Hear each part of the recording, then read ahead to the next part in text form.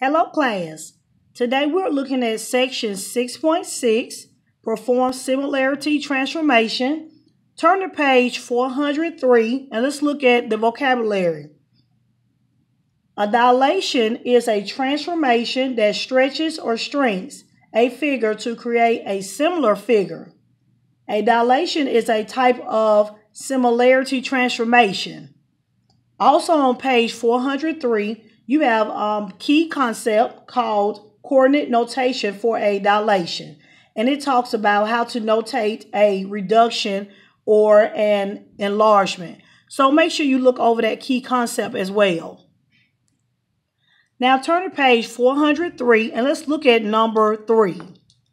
Number 3 says, draw a dilation of the polygon with the given vertices using the given scale factor K. Number 3, we have A, B, and C. So we know that this polygon is a triangle. And we also know that vertices are my corner points or my turning points. And it also has a scale factor of 2. When we see 2, 2 can be written as 2 over 1. So that is an improper fraction. If we think about our different types of fractions, improper, proper, and mixed fraction. When I see an improper fraction, that lets me know that whatever I'm working with is going to get bigger. So it's going to be an enlargement. So whatever my answer is, it's going to be bigger than my coordinates that I have for A, B, and C. To figure out what that would be, we're going to take our scale factor, which is 2, and multiply by every x and y value in our points. So if I take my A prime and I take my negative 2 times my scale factor of 2, I get negative 4. Then 1 times 2, I get 2. B to B prime, same procedure, negative 4 times 2. And then 1 times 2 to get negative 8 and 2. For C prime, we have negative 2 times 2 to get negative 4. And then we have 4 times 2 to get 8. After that, we want to plot our pre-image and then plot the image. And we can use GeoGebra or we can use our graph paper and draw a polygon. Look at number 7. Number 7, we have a scale factor this time of 3 over 8. So if you notice, that is a proper fraction. When I see that proper fraction, that should tell me that the image is going to get smaller. So it's going to be a reduction. Also, I see A, B, C, and D. That tells me it's also going to be a quadrilateral. Okay, it's a certain type of quadrilateral. We'll see when we graph it. So if I look at this, I'm going to take my x and y values and multiply it by 3 over 8. So same as number 3, we're going to take negative 8 multiplied by 3 over 8 to get negative 3. If you notice, the 8's cancel the 1. So I have negative 1 times 3, which is negative 3. Anything times 0, we know is 0. B to B prime, we're going to multiply our x and y value by 3 over 8 to get 0 and 3. C to C prime, we're going to take 4 and 0 and multiply by 3 over 8. Notice here we have 4 times 3, which is 12. And then 12 divided by 8 will simplify to 3 over 2. Anything times 0, again, is still 0. D to D prime, we said 0 times 3.8. Negative 4 times 3.8. And we got 0 and negative 3 over 2. So again, you're going to plot your 4 points. And then we're going to plot our 4 points here. So we have our pre-image and then our image. And then we should see our dilation here, which is a form of transformation. Look at number 9. Number 9 says determine whether the dilation from figure A to figure B is a reduction or an enlargement. Then find its scale factor. We're looking at it from the blue to the red, from A to B. If I count, I start here and we step off at 1, 2, 3, 4, 5, 6. So we have a distance of 6. We start on the red. We start here. We count 1, 2, 3. So we have a distance of 3. So if I look at it from 6 to 3, and I look at just the image, I see that it is a reduction.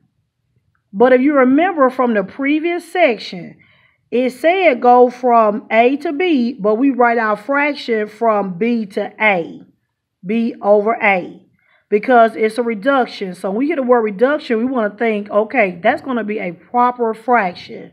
So we have 3 over 6, which simplifies to 1/2. So it reduced by 1/2, so the scale factor is 1/2. And then we have 3 over 6, we divide by 3, we get 1/2. Number 11, we want to look at it again from A to B. So when I look at this image from A to B, I see that it is an enlargement. Be very careful with how you count to find your scale factor here. At an angle, you have to do something very different. You will have to end up applying Pythagorean theorem, would be a quick way to figure out what's the measure of these sides. So we can't just necessarily count to see what this measure is. We would have to actually do a little math to see what the distance is for that. But I can count horizontal, and I can also count vertical. So if I start here and I count, I have 1, 2. If I started this vertex and count 1, 2, 3, 4, 5, 6, that's 6 units.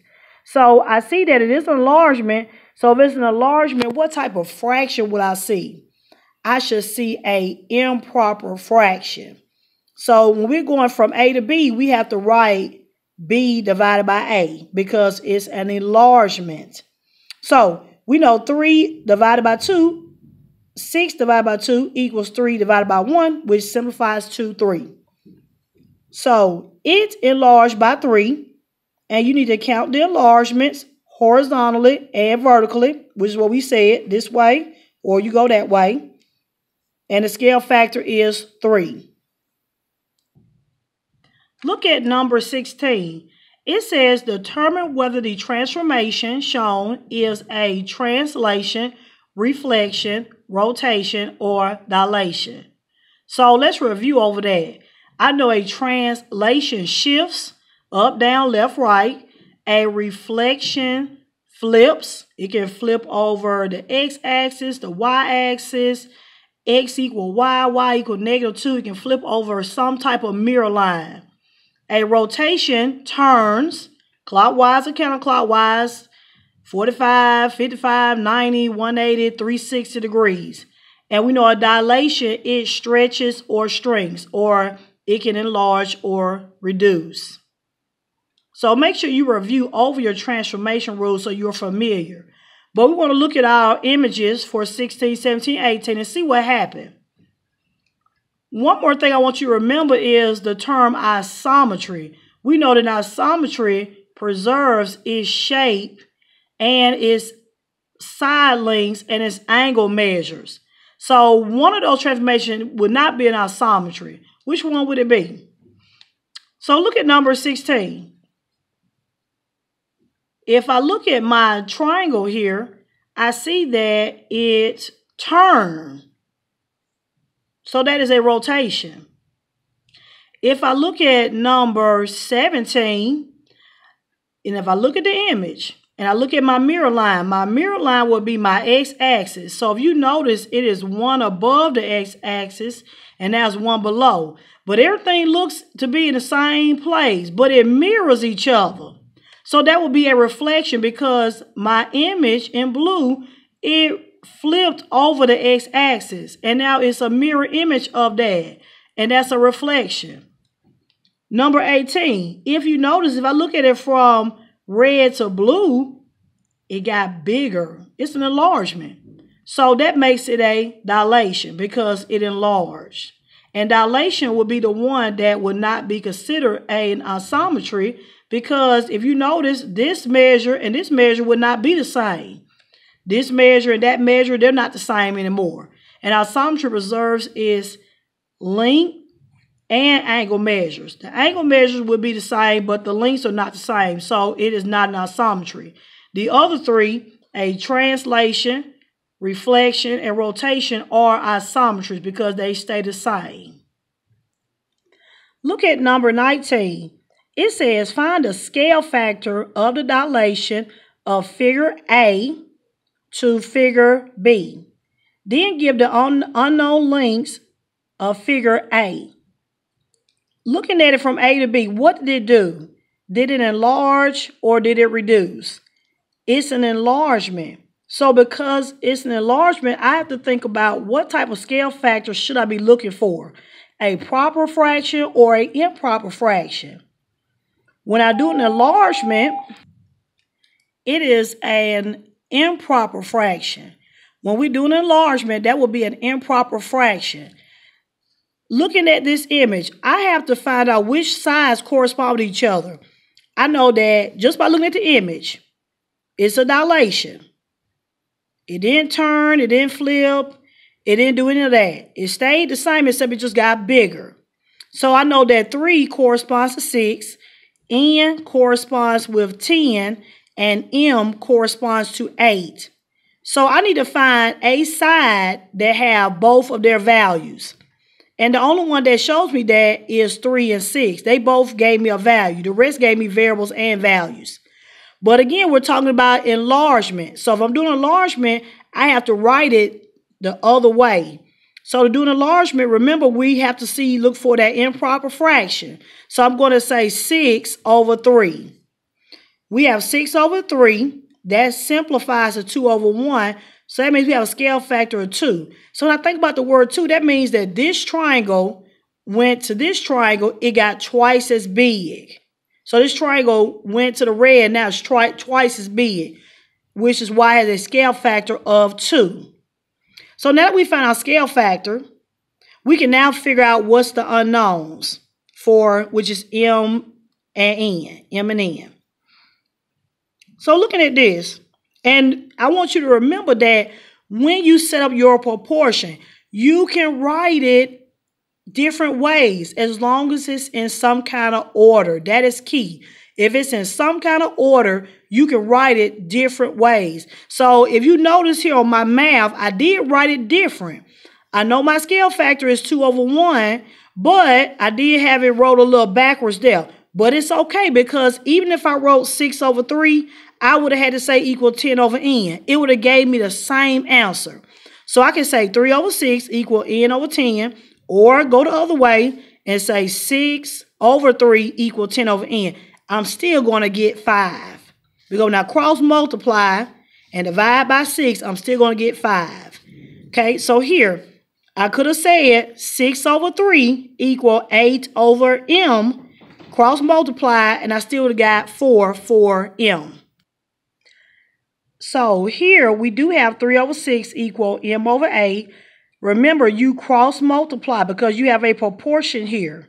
And we want to cross multiply. So we have 6 times M, which is 6M, equal 3 times 8, 24. Divide both sides of our equation by 6. 6 going to 24 4 times. So our values is 5 and 4. But I do want to stress again that when you write your proportion, it needs to be in some kind of order. I could say N over 10 equal 3 over 8. I could say N over 3 equal 10 over 6. I'm going in some kind of order. I could say 6 over 3 equals 10 over N. As long as it's in some kind of order, you should get these two answers. So try different ways of writing these proportions and see if you get 5 and 4. What I cannot do, I can't say 3 and I'm going to jump to 10, then I'm going to jump to 8 and jump back to N. I cannot do that because it's not in any kind of order. So always keep that in mind. Too. When you write your proportion, it needs to be in some type of order. Look at number 25, billboard advertisement. A billboard advertising agency requires each advertisement to be drawn so that it fits in a 12-inch by 6-inch rectangle. The agency uses a scale factor of 24 to enlarge the advertisement to create the billboard. What are the dimensions of the billboard in feet? it says some key words here. We have a scale factor 24. Now, what type of number is 24? If I wrote it as a fraction, would it be proper or improper? If I wrote 24 as a fraction, it would say 24 over 1. So it would be an improper fraction, which will make it an enlargement, which it does say that. So we need to realize that we have an image that's 12 by 6. So it should be something bigger than 12 by 6. Another thing you want to pay attention to, they want to know the dimensions of a billboard. When you think about a billboard, are they big or are they small? They're big. So the math has to make sense, and your answer that you get has to also make sense. So you want to keep that in mind. So we look at this. It says 6 by 12 by 6. So we have 12 divided by 6 equal, and then we have a scale factor of 24 over our unknown, because we're trying to find out what that unknown variable would be. We do, okay, so now we look at this. We have cross multiply, we have 12x equal 24 times 6, which is 144. Divide both sides by 12, so x is 12. So the dimensions of the billboard would be 24 feet by 12 feet because it says write your measure in feet. Another way you can approach number 25 is to treat it like those first two examples that we did on this section. You know that your scale factor is 24, and you treat 12 and 6 like your x and y value. And if you have to find out what the enlargement is, you're going to take 12 inches times your 24, which is your scale factor, which gives you 288, and it's still in inches. And then you take your 6 inches and multiply by the scale factor 24 to get 144 inches. Now, the book says write it in feet. So to write it in feet, we have to divide by 12. Because we know that 12 inches makes 1 foot. So if we divide this by 12, that gives me 24 feet. And if we take 144 inches and divide it by 12 inches, we get 12 feet. So this strategy is a better strategy to answer question 25. If you treat it like you did numbers 3 and 7, you take your values and multiply by the scale factor. And then you convert it to feet, you have 24 by 12 also. Look at number 27. It says you and your friend are walking at night. You point a flashlight at your friend, and your friend's shadow is cast on the building behind him. The shadow is an enlargement and is 15 feet tall. Your friend is 6 feet tall. What is the scale factor of the enlargement? Again, we know that an enlargement will give me an improper fraction. So we take our shadow, which is 15, and divide it by the friend, which is 6.